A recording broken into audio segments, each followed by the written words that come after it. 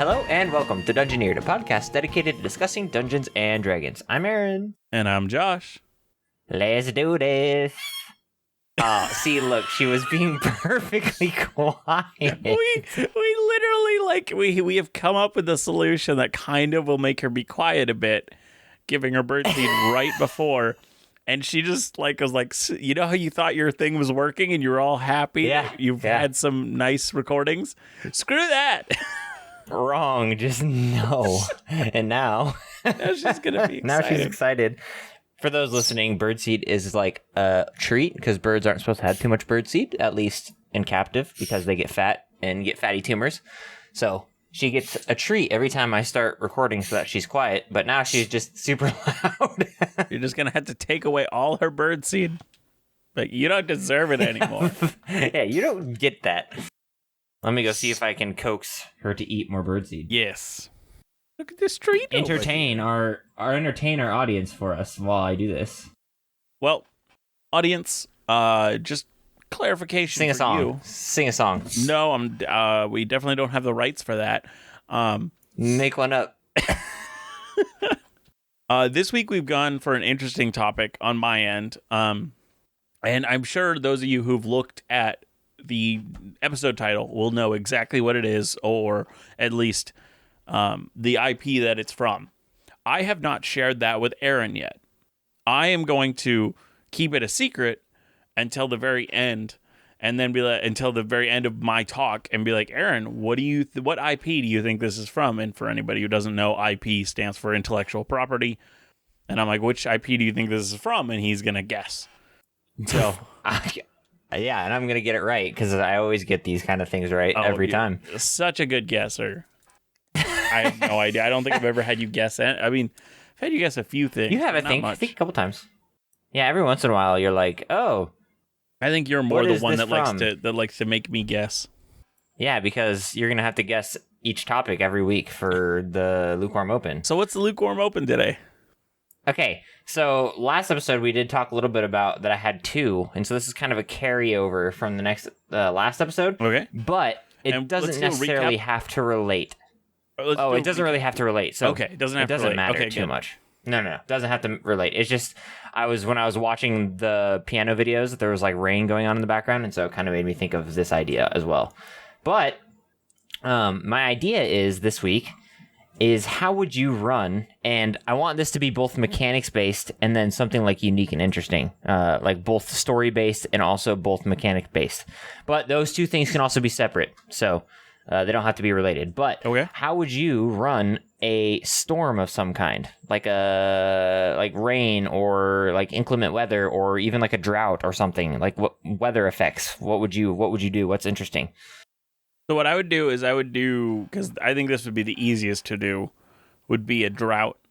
And the way that I would make it engage with the players in an interesting way is I would make the drought have been going on for just a little bit of time, enough time that the animals are beginning to struggle because they're not able to have whatever, like whether it's just the water simply from a drought or like the plants that they need for sustenance to eat are not growing, things like that. And so it would be at that point where animals are getting hungry. And so what I would do is I would have these big monsters that live in the region that normally are happy living under the ground. Maybe they're even like a purple worm. Like it's some creature that would normally just live under the ground to be happy, but they're drying out. It's like a merging. Yeah, they're merging to get food and water. And so they've been attacking people and eating them because... And you know what we've just made? The movie Holes. That is not the plot of the movie Holes. Are you talking about the Shia LaBeouf movie? But yeah. One where he goes to a kid's jail where he's supposed to dig holes? It's the alternate version, and instead of him digging holes, there's purple worms making holes. Or a SpongeBob episode. Still never watched it. I can't. The Alaskan bullworm. Have you never watched the episode of SpongeBob with the Alaskan bullworm? We talked about this before. Man. I know, but it's so sad every time. You wouldn't understand. The Alaskan bullworm is a treasure. You got to watch out for that guy. What would you do with weather, or do you like this idea and would run with this? I got super distracted by your story, and actually, what's super interesting is where my parents live right now. They kind of own. I wouldn't say they own a lot of property, but they have some property down in a little canyon, and actually, there's been a severe drought in eastern Washington this year in particular because it's been so hot. But the deer there have been drinking water, and the water has gotten so shallow that there are these little bugs. I think they're actually I think it's caused by gnats, but these gnats go down and drink small, like shallow, stagnant water, and they get like a disease called blue tongue, and they'll go and they'll bite deer, and they're like the deer's tongue and brain like start to swell, and the deer just randomly die. So while I was over there last weekend or 2 weekends ago or whatever, we were hiking the canyon, and in the middle of a field was just a dead deer because they've just been dying from.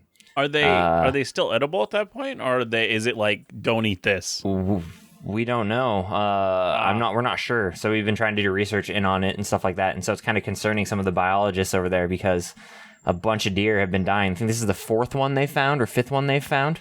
Just randomly died. Yeah. They one of my dad's friends saw one, was just running along the canyon, stopped, started spinning violently in circles, and then just fell over dead from whatever this like mad deer disease is. It's crazy. It's kind of scary. Yeah, it kind of is.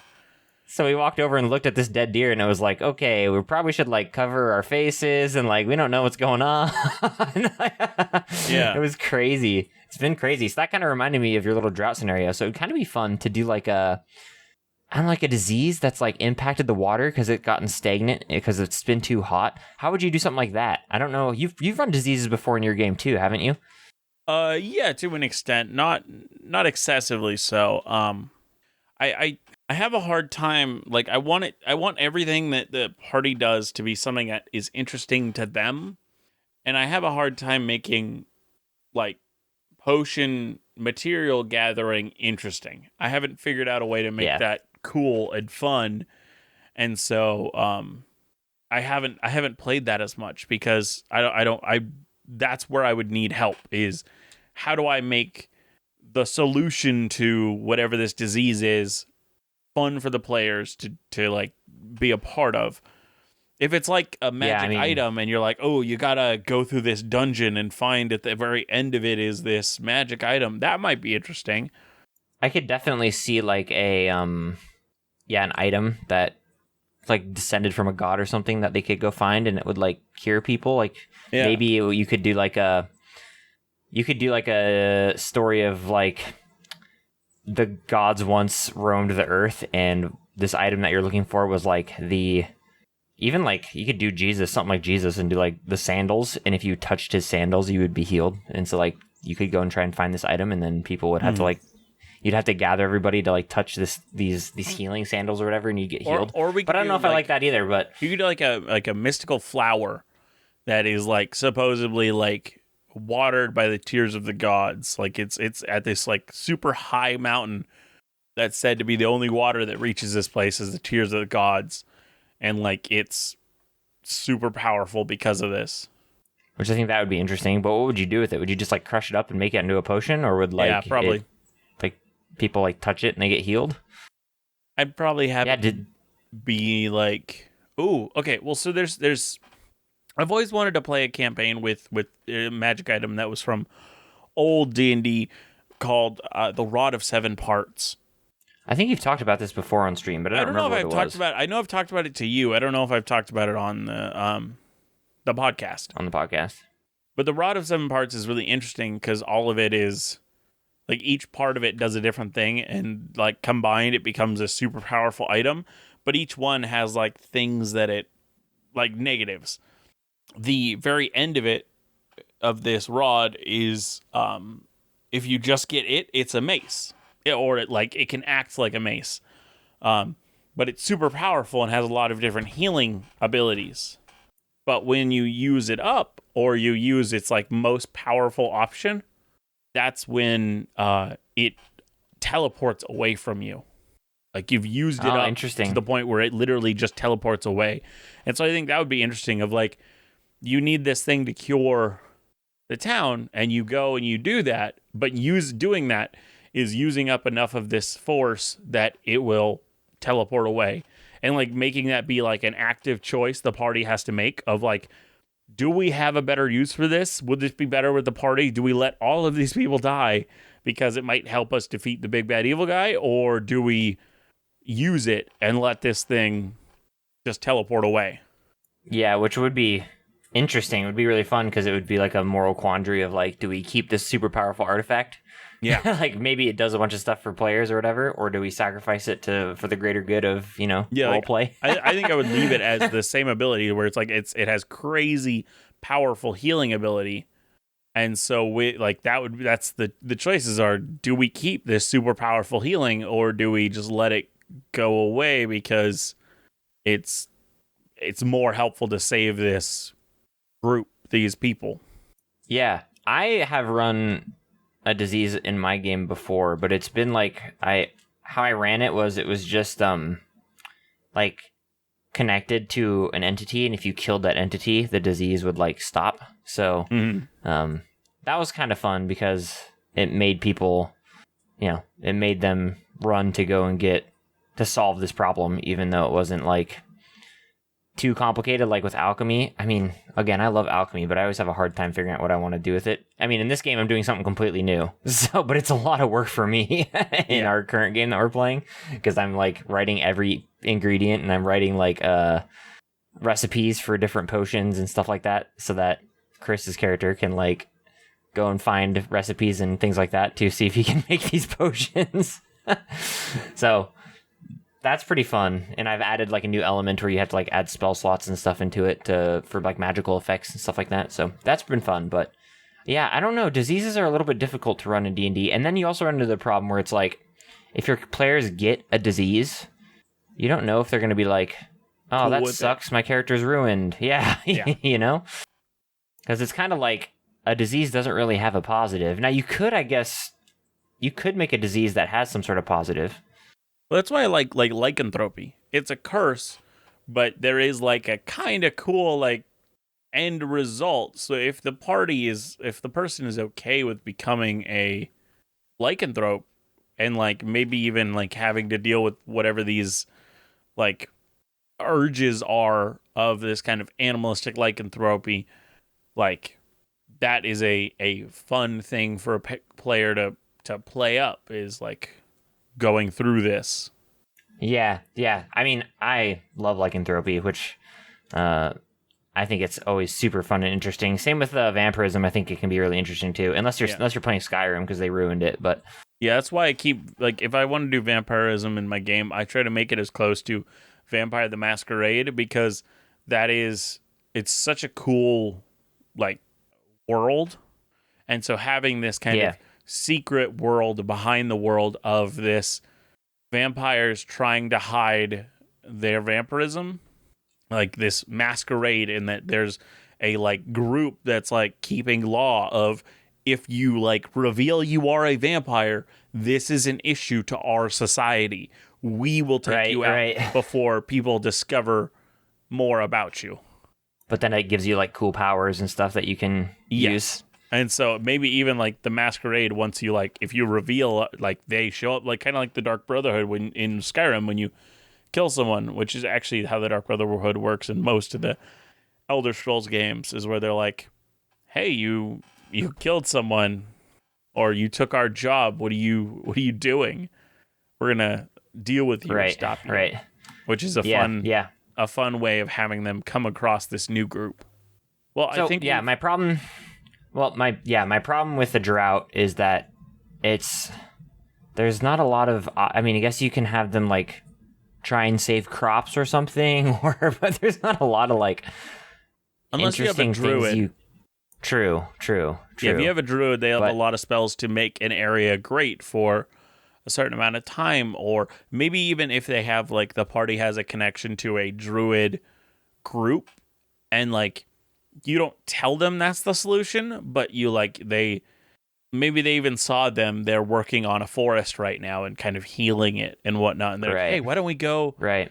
Like, and so they remember like, oh, two missions back, we met that druid group. And then like they have these ideas of solutions and you don't need to tell them. Yeah. I mean, I think comparative to a drought, I like I don't know, big storms like a hurricane type thing that like has like stories and lore behind it. Like they occur every year or whatever. And like, they're just easier to flush out, and maybe they like bring some sort of magical effect, or like they have created an area like a valley of storms or something like that, where it's I will say that we have done a previous episode of, previous Lukewarm Open where we talked about storms. Right. So I think it's pretty easier to do like storms than like a weather effect like a drought, but you know, you can make either one work, I guess. Yeah.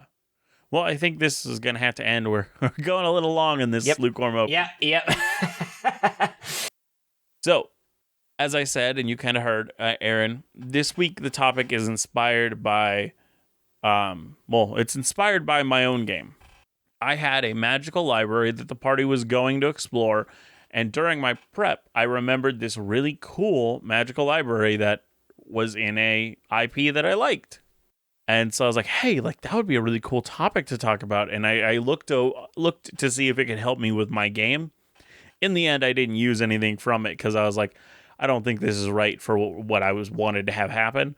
But it was still a good reminder. Can I guess before we even start? Go for it.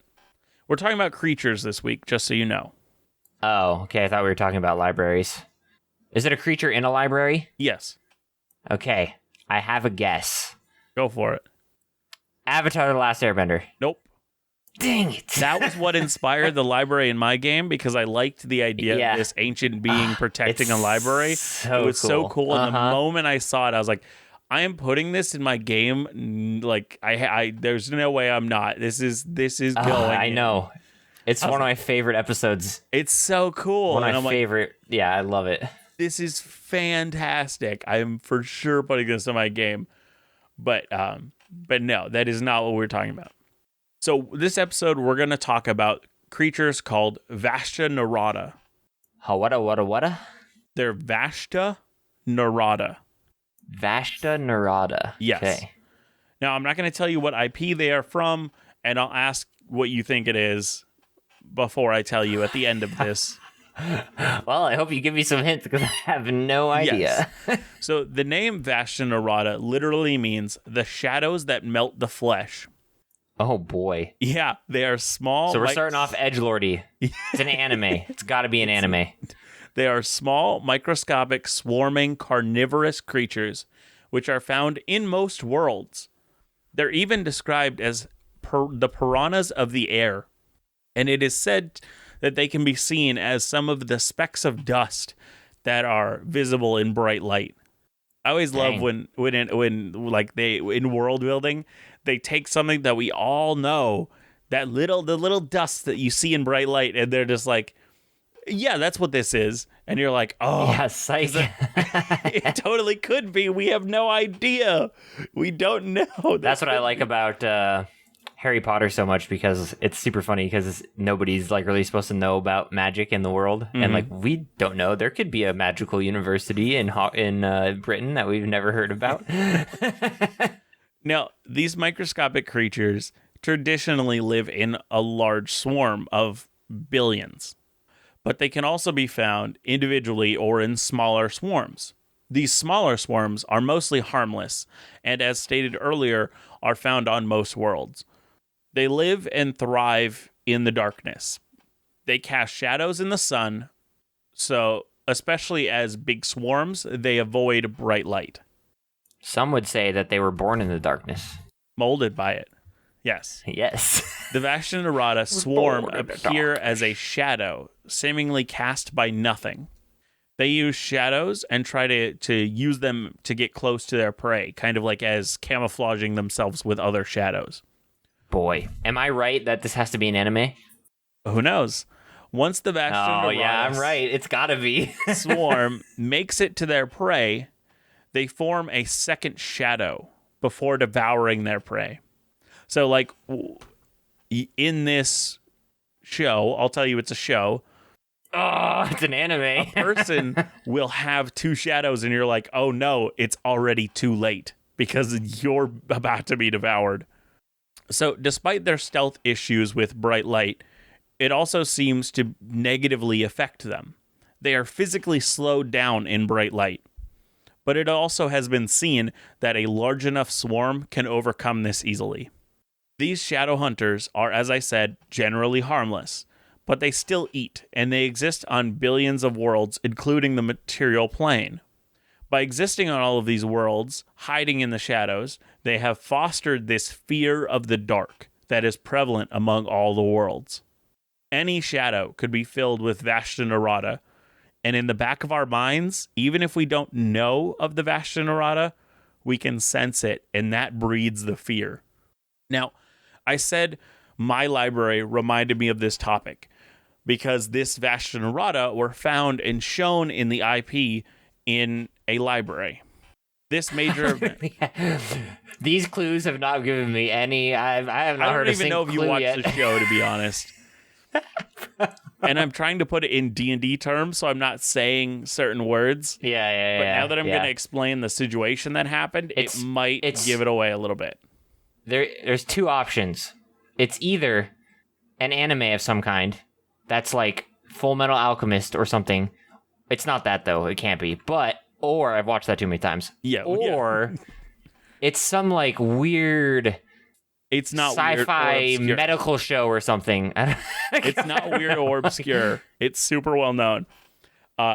Shoot. Yeah, I know. This major event that took place with the Vashta Nerada is at an incredible multi-world establishment called the Lux Foundation Library, often simply called the Library. It's a large, world-sized library full of every book ever written. It even holds a copy of the books in its data core, so books could never be lost. If the book got destroyed or was created, but they didn't have a physical copy, they would print their own.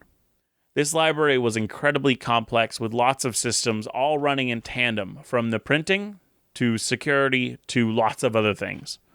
In such a large library of all the world's books, they needed lots of wood to print all of these books. They began to deforest, and in the end, it turns out the forest that they were cutting down was full of Vashta Nerada, which, after being printed into books, soon hatched and infested this library.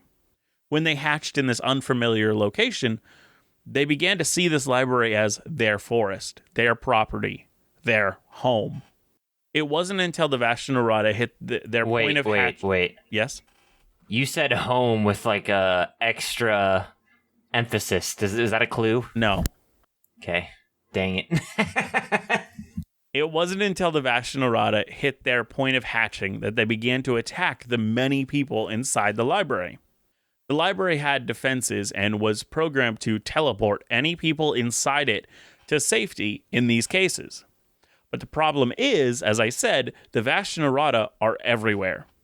So it kind of hit a logical fallacy that it couldn't send them anywhere where there wasn't this threat. So what it did was it partially teleported the 4,022 visitors into the data core and held them as data, unsure of what to do. Wait, what? Repeat that. What? So there's a safety mechanism. In case of emergencies, it will teleport every visitor to the library to a safe location.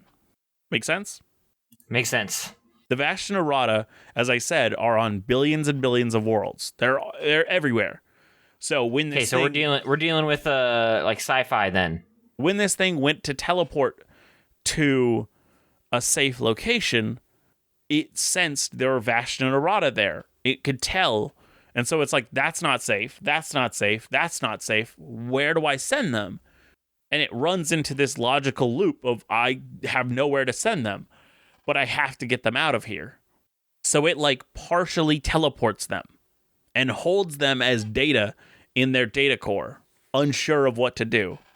And so what it does is it actually creates like utopia, like a virtual, like a matrix that everybody can live in.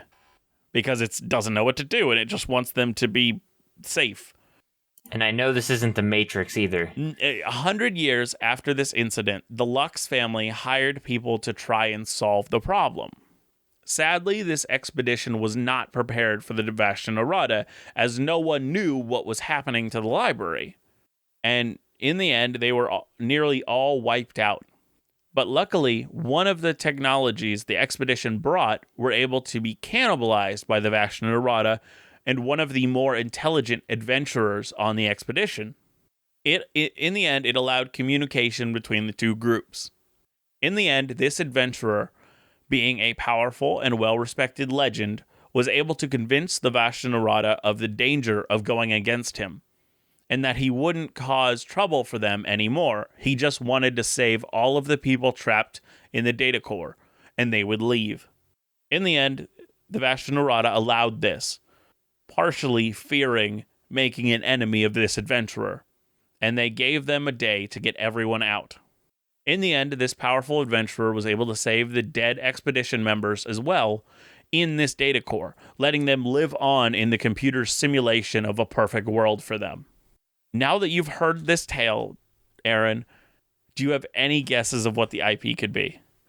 Okay, so it's got to be. So we're talking about computer databases. We're talking about, some I tried to hide stuff, it as best as possible with it's got to be. Oh, the material It's got to plane be and some sort of sci-fi something or another, Yeah. or modern at the very least, because we do have computer databases in modern time. Mm-hmm. But not it's teleportation got to have like a in pretty modern time. Yeah. But it has to have some sort of fantasy twist.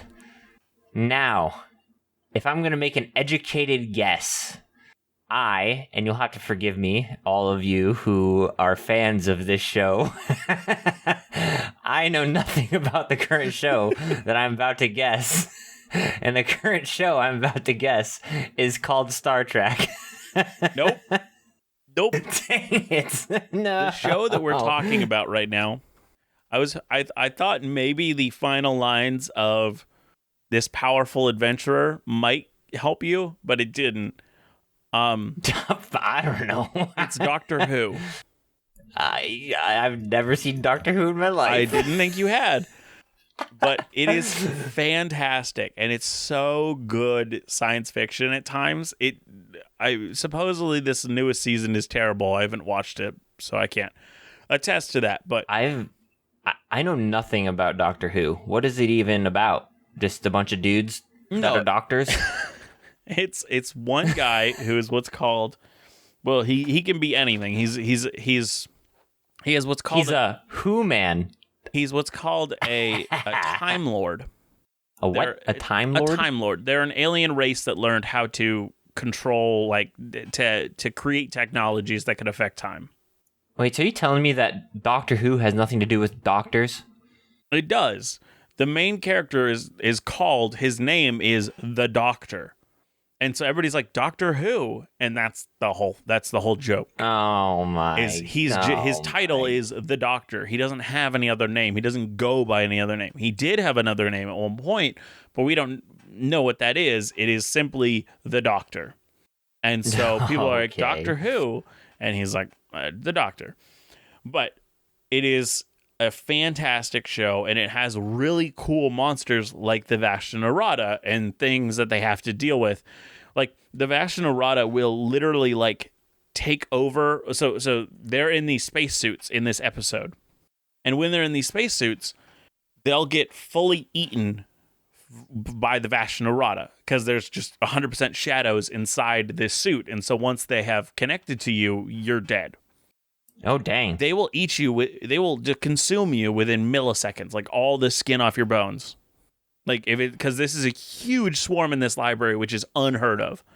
So you just see this skeleton, and because of the advanced nature of these spacesuits and the way they're kind of connected to the brain of an individual, after they die, the body still walks around a little bit and talks. Oh, gosh. Yes, it's horrifying. And so there's points where they have to be like, you are dead. Like, I am so sorry. Like, and they literally have to break it to the person. It's horrifying and such a good like episode. It would be honestly really fun to run that kind of thing in D&D. Yeah. And so I wasn't sure what we could make from this, but I thought it would be fun to see what your ideas would be off of this really cool, creepy creature. Man, well, my first idea, and I think these are already creatures in D&D, but there's a type of zombie, I think, in D&D that, like, has is made of bugs or something, or made of worms, or made of... Is it ringing a bell to you? No, made of worms? Or I mean, it sounds familiar. I remember they're really dangerous because, like, you fight them, and these, like, worms or parasites, like, get on you, and they, like, eat your flesh. Oh, I'm just gonna drive me nuts now. It's gonna drive me insane. Yeah, I have to know. I'm trying to think. I'm like, I can't remember. It's from an old edition. It's from, like, 3.5 or 3rd or 4th. It's from an older edition. Maybe even, like, 2nd. Worm zombie. But so what would you do with these worm zombies? Well, the idea that I had with it was because these, like, the Vashta Nerada, but they like Nerada. Vashta Nerada. They like eat people, right? Essentially, 100%. Yeah, like they lick. Yes, they clear the whole body of all flesh, muscle, tissue. It's interesting because we talked about a plague for the Lukewarm Open, even though it wasn't supposed to be, but we kind of got onto that topic. But I think I kind of want to make a plague, like a disease of some kind. Or maybe it looks like a plague, but it's more like these types of creatures. Well, right. So that's what I'm saying. Like, and I was thinking we make like a big hive that's like that is like not controlling them, but produces these things. And like, if, you know, people were to kill and destroy the hive, like the connection it has dies, which I think would be really fun and interesting. And it even made me think that the new world that we've created, maybe, well, I don't know. We have to discuss. But I'm thinking like some sort of weird creature or something that like parasite that like turns you into some sort of weird zombie type thing. Thoughts? Interesting. I like where you're. I think the idea is interesting. There's a type of zombie. It actually looks like it's from Matthew Mercer. It's from Explorer's Guide to Wildmount. They're called husk zombies. I don't know. I don't remember. So there's husk zombies and there's husk zombie bursters. So a husk zombie, where is it? If any humanoid is slain by a melee attack from this type of zombie, they revive as a husk zombie on their next turn. And it's like a slightly more powerful version of just a zombie. And it's fantastic and horrifying. And so it really puts this sense of urgency of, oh no, this person went down, as they see the body like convulsing and beginning to get up already. They got to run over there and heal it before it has time to be their turn again, and they come back as this monster. Yeah, so what I'm thinking is very similar along the lines, but like a wasp-infected like zombie that like when you like stab it, like these bugs or like dust like kind of pours out of it, which I think would be super interesting. So what you just reminded me of is the game Dead Rising. In the game Dead Rising, I've never played it. Yeah, I know. In the game Dead Rising, in the very first one, you figure out that, like, I don't know what it is exactly, but something about the bees are literally like affecting the zombies. They're like spreading the infection or something.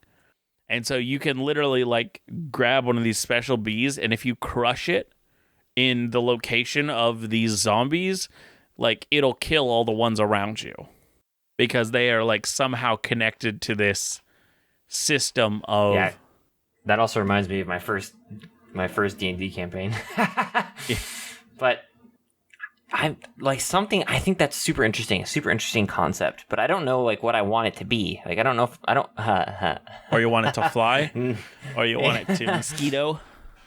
Okay. But I don't know. I don't know if I want it to be like a. I don't know. Like dust seems interesting to me. I like the concept of like dust, like a dust, a small thing of like. But they'd have to be able to fight it. That's why I'm Like, thinking. could they all? That's why I like swarm. Form into some sort of. That's why I like swarms. Yeah. of Right. things. Right. Like I would want to have it be like maybe even have it be that like maybe they're just small sturges. Sturgis is that like demonic that like demon bug. I think I know what those are. They're a type of demon that's like a bug with a like injector, and pulling it up right now. Oh no, sorry. These ones are like I guess they're kind of bug like. I was thinking of a different one. I just had the wrong name. But they're like tiny creatures, and if you have like a swarm of them, and maybe that's like the whole thing they can do. Like they're these little demons, have very few hit points, but they have like this ability to spread this disease. And maybe like they're super weak. Like these guys even have like 2 hit points. But maybe their like con save for whatever this disease is very high. I mean, yeah, okay. I like this idea. I mean, obviously, unfortunately, I don't know what these are. I'd have to look them up. But I like the idea of something like embedding into your skin. Like maybe you could even see them like move under somebody's skin, like the zombie. You could like see like little bulges like moving around the skin, like crawling through their skin. This is so creepy. Ugh. Well, okay. So something I learned from an episode of Top Gear, they American or British? Of course, British, the best one. I know we have differing opinions on that. It's fine. But so Hammond, one of the presenters, is super scared of bugs. They were in, I think it was Bolivia, and they decided to read him BBC accounts of bug infections and like bug issues with bugs. And so they talked about this bug that couldn't infect you with stuff itself. It didn't have the capability of infecting you with eggs. So what it would do is it would grab a bug, like a mosquito, infect it, and when that thing bit onto a human, it would also release the eggs into the human. And there is a record in the BBC of a man that had one of these egg sacs, like a bunch of these larvae, injected behind his ear, and he was kept awake all night by the sound of the bugs eating his flesh to get out. Yeah, see, like that. So that is what I'm creepy. thinking of with these larvae that live under the skin. Yeah. And so maybe That's even what I'm having thinking. them, like maybe even the person who is infected can literally hear them crawling around inside them. Oh, and maybe the bugs themselves don't like make you become a zombie, but because you can like feel them crawling and feel them like moving throughout your body, like you kind of go insane. Because I mean, you feel like you would, right? Yeah. Oh, it's so gross. I hate it. But that's this is what I'm thinking. Maybe you infect them with like short-term or long-term madnesses. Like the longer they have these beetles or whatever they are, larvae inside of them. Oh yeah. And if they get a certain amount of madnesses, then they like fully go mad, quotation marks. And you see there, and maybe even there's like loose necromantic magic on these larvae, and so it's just like a mixture of the two, where you kind of become this zombie by the necromantic magic on them and by going mad. Yes. No. So I like this a lot. So what do they look like? What do they do? And then how do they come about? We have to discuss this. It's important. That is important. Well, I'm going to say it's an evil deity. Ooh. Okay. Oh, no. Let's have it be the demon. He's my favorite demon, but I'm literally always forgetting his name. Oh, good old Papa Roach. Are we talking about Warhammer 40K? No. I'm talking about an actual demon from D&D. Oh, okay. Because he's also a really interesting demon god lord thing from Warhammer 40K. This one, I think it's Sibriex. Sorry, just going through the list of the top demons real quick. Finding my boy. Yes, Sibriex. Sibriex is a beautiful lad. One of the creepiest looking demons of all time. And one of the things that he does when he's attacking you, or you're attacking him, is he has a warp creature ability that he can target up to 3 creatures, and they have to make DC 20 con saves. And each time they are warped, they gain a level of exhaustion. And so he can kill you by exhausting you or over warping you a bunch. And like some of the warps can be good, some can be bad, but he's just this creepy little creature. And I would like to think that whatever these bugs are, they like live around him. They love his smell. They love like being around this creepy, horrifying, floating head with goop just dripping off him constantly. Okay. So I like the idea of, yeah, he's so creepy. And he's a mound of flesh, so I just can't help it but enjoy that kind of thing. And that's one of the things. If you die, you become an. Didn't he create halflings too? What? Didn't he create halflings? Pretty sure he created halflings too. That's why I like halflings so much. Must be. I don't think so. No, I'm kidding. I definitely didn't. I was like, that doesn't sound anything like him. I've heard him described. He is described as even in the layer of hell that he is in. He is described as that gross gunk you get in the corner of your fridge that like you try to clean up, but it's just like stuck on there. And that's how they described him. So yeah, I like this idea a lot. Obviously, we're not taking this exact god or whatever demon lord. Well, I mean, I would be fine using exactly Sibriex or at least his stat block because it's really well made and really interesting.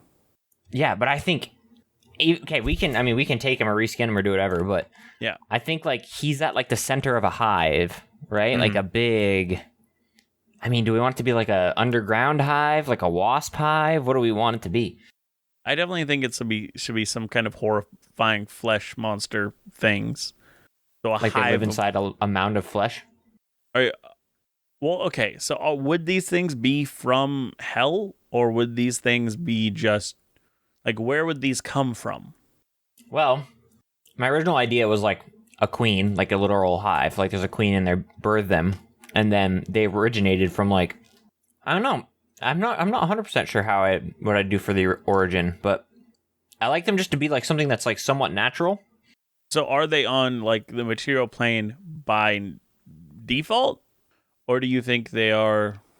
Well, I think I'd have them be on the material plane by default, but what I think I would do is the presence of this demon in their hive has like corrupted them into these monsters. So like they used to be just like I don't know, like, I don't want them to be bees, but, like, they used to just be, like, maggots or whatever, you know, like fly maggots, maybe some, like, giant rotting corpse or who knows, something along those lines, but yeah, that they've put their hive in, and then he kind of took over that, and now they've kind of become corrupted, I would say, because I think that's really cool. Mm-hmm. So then... do they like travel? Do they fly to like a civilization? What do they do? What's the... I think this demon lord, so I think they are just animalistic. They go where flesh is, where something they can devour is. And so I think what this demon lord does to command them, quotation marks, is he will literally like open a portal to a place that he wants them to go. So, I have another idea. Yeah?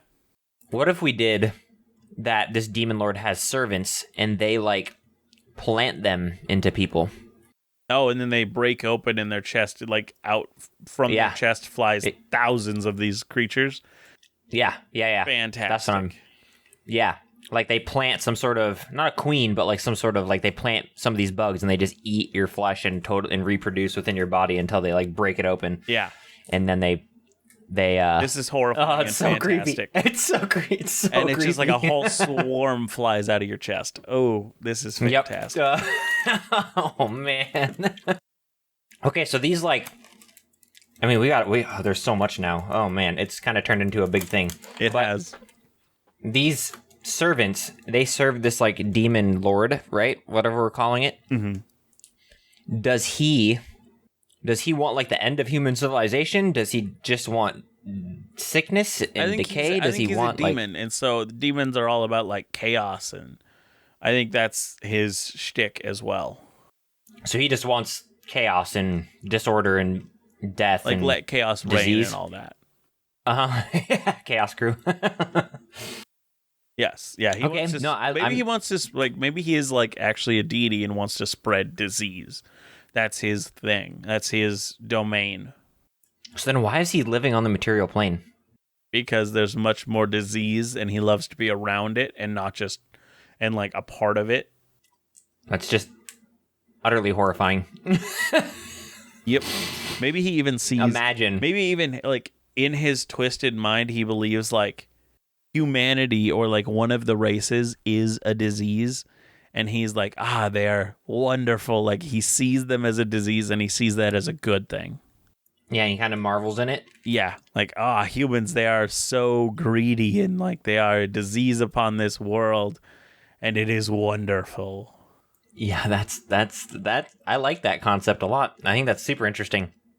So then why would he be trying to, like, kill them? Just for kicks and giggles? Yeah, I mean, I think causing that kind of chaos is worth it to him. Yeah, that's so messed up. So then these bugs, so if we're breaking this down into practical terms here. Yes. We're obviously going to have like individual bugs when they're like low level, if we even want to introduce that. But also like swarms. We probably have big swarms, right? They'd have to fight like swarms of these. Mm-hmm. Yes. Do they have like bigger ones? Like are there ones that like are human sized? Like, are there multiple? Is it like an entire race? Or no, I think if we want to like to go that where there's like an ascending, like this is what they'll fight at higher levels. I think what you do instead is have infected humans that are like enemies. Does that make sense? Like, so they're like yeah. Like they'd fight servants of this person instead of not even servants, but literally these are people that are infected with the bug and are mad. Yeah. Would they still have their like magic and powers and stuff? I'd assume so, right? Yes. That's why they're different than like zombies. It's so messed up. And what would you have? Okay, what would you have be the effect if like a player killed one and like these bugs bursted out? Would they have to make like a con save to not like get partially infected with these? I think it would be a surprise attack. You do? I don't know, they'd like dig into their skin or whatever. I would. So if one of these things busted out, that's what you're saying? If like, would they see one of these people burst? Right. I think what it is it's a burst of all these little things flying out of them. I think they get a surprise round. That's how. And if they hit, do they like dig into your skin, and then you have like a chance to pull them out? And if you don't, it's too late. Well, so aren't these the things that deliver the infection? Like they inject their larvae in you. Right. Sorry, I'm going to pull up one of my encounters. Because I think I like the idea of once they embed the larvae in your body, like you have a chance to like rip it out first. There's like an extra sense of desperation because now it's hit you and you can see that these things are crawling into your skin, but you have a chance to like try and rip them out before it's too late. Yeah. Because as a player, that gives me an extra chance to not get infected. B, it's like a super sense of desperation because, like, you know it's there, and if you fail this roll, like, you know something's going to happen. So there is a creature called an assassin bug. I don't think I've heard of it. It's ovipositor attack. It's +4 to hit. The challenge rating is 3. It's +4 to hit, and the target is infested with 1d3 assassin bug eggs. which Exactly. Yeah. immediately hatch into assassin bug maggots. At the start of each of the target's turns, the target takes 1d6 piercing damage per maggot infesting it. Applying Yikes. fire to the bite applying fire to the bite wound before the end of the target's next turn deals 1 fire damage to the target and kills these assassin bug maggots. So you have 1 turn to like deal fire to like just shove fire into your wound to kill these maggots. After this time, the maggots are too far under the skin to be burned. That's exactly what I'm thinking of. Yeah, if a target infested by assassin bug maggots ends its turn with 0 hit points, it dies as the maggot burrows into its heart and kills it. This is exactly what I'm thinking of. Any effect that cures diseases kills all maggot bug infection. Call all assassin bug maggots infesting the target. It's so creepy. It's so creepy. Very much so. However, I don't see these things like digging to your heart and killing you. Yeah. I see these like you're just like its host until it. I mean, eventually would kill you, but I definitely see them as eating you. But I don't think it'll kill you. It would kill you eventually, but its goal isn't to like dig to your heart and kill you. Yes. So what is the negative effect of somebody with this infection dying? How does that progress this change? Well, I think they could probably feed off the dead person's body still. So, well, I know, but I kind of want there to be a danger of, oh no, you went down and you had this inside of you. If it's not going to be you immediately die in this and the maggot burrows deep into your heart and kills you, what is it? Well, I think, like you said earlier, obviously we're going to do like madness rolls because I think that's really fun. Yeah, it's super interesting. Yeah. So obviously there's going to be some sort of madness rolls that you're going to have to make over time, but that's kind of more over time. An immediate effect? Well, it's not going to happen every time. It's only when you die. It's only if you die and you've already been infected. So you failed a roll already, then you failed 3 death saves. Like, so this is such a rare occasion. Or maybe it's just you go unconscious, like this one where you end your turn and you have 0 hit points. I mean, it's probably, I don't know. There's a part of me that wants to just be like you're raised up as some sort of weird undead creature, but why would that be the case? So what I was thinking, which is like a weird, helpful but not, is you are raised up with 1 hit point. But that's because one of the maggots has merged with your heart and started it pumping again. So yes, you're up, but now you have one of these maggots as your heart. Like, because I think they eat you away, but they eat you and replace with something. And in this case, they put a maggot in your heart. Okay. So I love that idea. I love that it like is keeping you alive somehow. Mm-hmm. But why?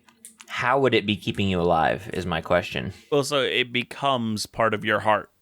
So like its heartbeat is now your heartbeat and it's like fueling your body? Kind of, yeah. Maybe then what we do is we have different kinds of larvae and the players could figure it out. There's like maybe 2 or 3 different kinds. There's like the basic ones that like eat and provide energy. Mm-hmm. And then there's like I don't know, I don't want to say like a heart one, but one that does and can take place of your organs or whatever. And it like can take the place of an animal's or creature's heart to keep it alive while they eat your flesh. Mm-hmm. Which is super terrifying. If these were real, oh man. Horrifying. That's a big no from me. Yeah, big That's no. a big no from me. Big nope over here.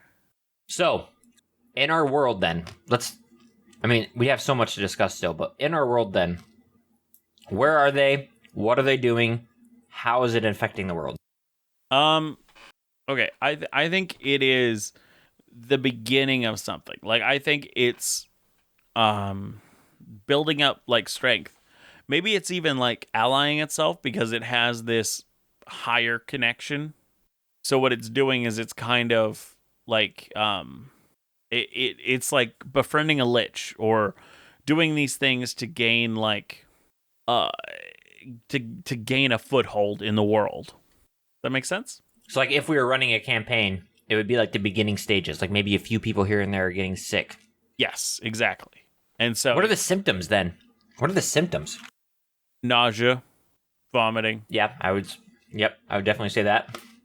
Probably like headache, dehydration. It's probably like Yeah.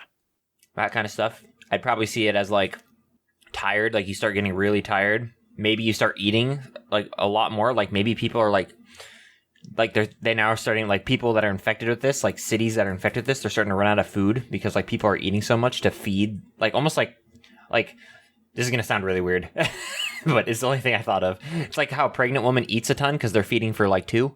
You start eating a whole lot more because you're feeding for like all of these creatures that are inside your body. Mm-hmm. And I'm not referring to babies as creatures. Well, some of us think you are.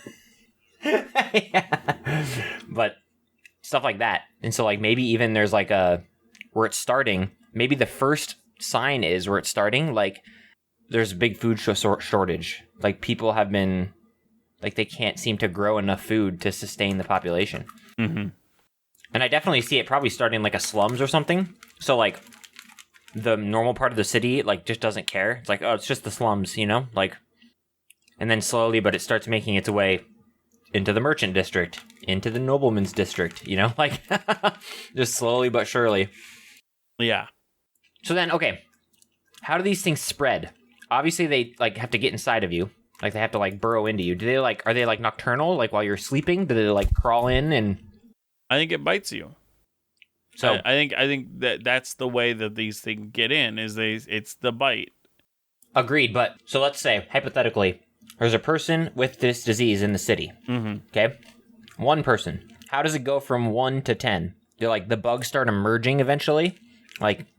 Yes. Maybe you can even... Some of these symptoms are, like, you start getting welts and, like, wounds on your skin because they're crawling out.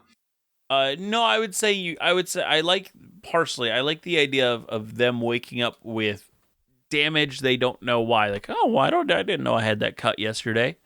Right, exactly. So it's not as big as, like, welts or boils, but it's, like, weirdnesses.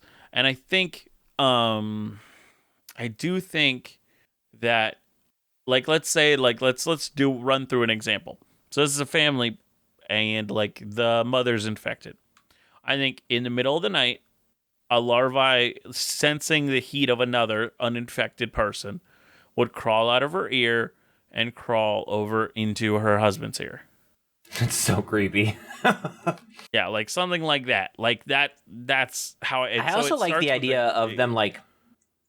I also like the idea of them, like, almost like a, like, vampire bat or like a, even like a mosquito or tick, where they, like, numb your skin and then they burrow into it. So you don't feel it while you're asleep. Like, they inject you with, like, a numbing agent. Yeah. And maybe that's a thing, too, when you're fighting them. Like, you have to make saves to not go numb. Paralyzed. Yeah. Like, and then, so they like, can they put it dig in. So you wake up and there's, like, you wake up and there's, like, a cut or something on your arm. And you're like, weird, you know?